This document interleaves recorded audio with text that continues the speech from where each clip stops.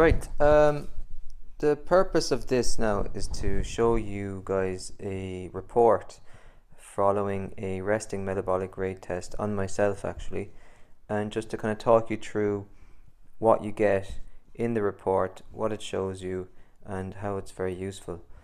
So if you've been reading the blog there, you're going to know a little bit about metabolism and how the rate of metabolism can change and fluctuate depending on our muscle mass, depending on if we're on very restrictive diets and we're not taking in enough calories.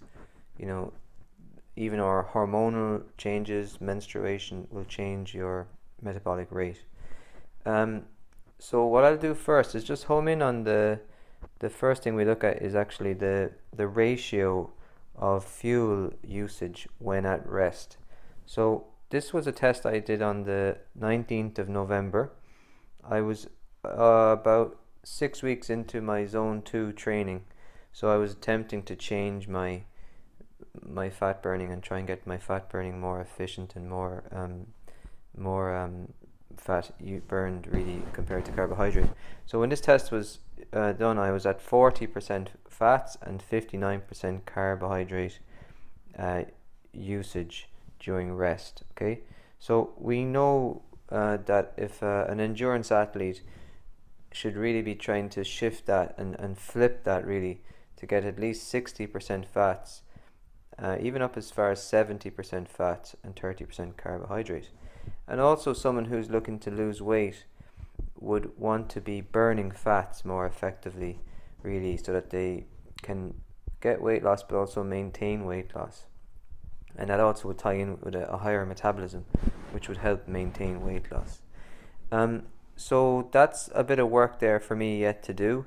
I'm continuing my zone 2 training, and I'll retest my resting metabolic rate maybe before this blog goes out, so I can give you an update just to see if that's changed further, because I've done like 2 more months on top of this after this test, so I should have had a little more of a fat percentage going on. Then if we go down here, we see my metabolic rate. Is it slow, is it fast? So they're just basing this on your predicted norm for your age, sex and weight. And so I'm in the top third, we'll say, for my predicted norm. And we've talked about this, like if I didn't do any weight training and I reduced my calories a lot, most likely you'd see the rate of metabolism would slow down. Okay, and actually there's the case of the Biggest Loser competition in the US, where they had big sudden weight loss with very restrictive diets, and I was reading up on it that the 14 of the contestants, 13 of them regained all their weight again when they followed them up a few years later. And that is because they went on these really restrictive diets which really reduced their metabolism so much that it didn't require many calories for them to regain the weight. So for sustained weight loss and to keep the weight off, we want to keep our metabolism high, okay, and fast. And we do that with gaining muscle mass and making sure we're eating a healthy calorie intake, which is what brings me up to the next section of the report. Okay, so a healthy calorie intake can still result in weight loss, but we don't want to dip down into just below the healthy amounts that we would need for your body. So this test using the PNOE gas analysis will identify your actual resting metabolic rate, or your basal metabolic requirements, which is the calories that you require just to sustain life. Okay, so this is, for me, we see it here on the left, 1807 calories a day, and then they're going to have to add on the calories that you require just to walk about your day, and also the thermic effect of food. So when we eat food, that costs calories as well. So that is sort of calculated up to give you, this here, the days that I don't work out, I would require 2,260 calories just to maintain my weight. Now, what is a sort of a ballpark figure is the calories that they have here at the top when you exercise. So they're not saying that this is deadly accurate. It's better if the person would actually maybe have a look at that themselves and make a judgment on how tough was their session and how much calories they should replace, after that session. Okay, so over here it's saying 45-minute session at moderate intensity for is 500 calories. So I would be adding that on. So you see here, days you work out, 2,800. Okay, now if I was looking to lose weight, I would be in over here in this orange box, and it's just basically giving me the amount that I would have to maintain weight minus 300 to 700. So we've all heard of the 500 calories per day, which adds up to 3,500 after a week, which is sort of the equivalent to a pound in weight loss. You then have to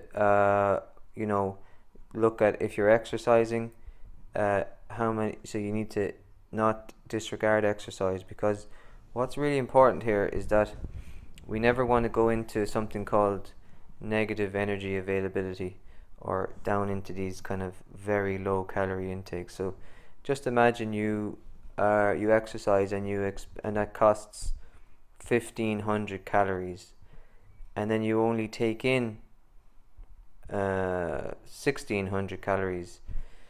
Then you're not allowing the extra calories that are required for your daily activities and your and just your basal metabolic rate, like the actual calories that are required by your organs and your muscles just to maintain function.